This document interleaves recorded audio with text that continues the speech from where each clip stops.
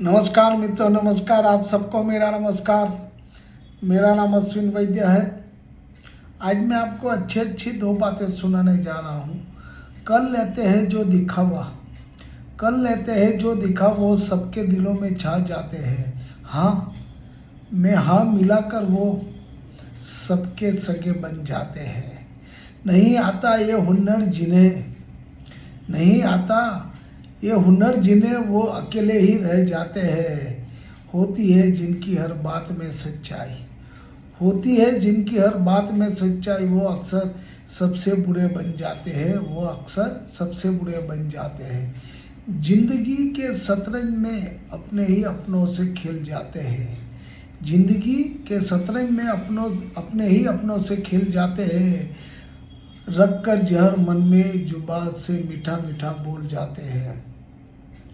दुश्मन से भी बढ़कर वो चाल चलते हैं, दुश्मनों से भी बढ़कर वो चाल चलते हैं। इस कदर के तीर तलवार भी उनके आगे घुटने टेक जाते हैं, और तिल तलवार भी उनके आगे घुटने तल तिल जाते हैं। Thank you.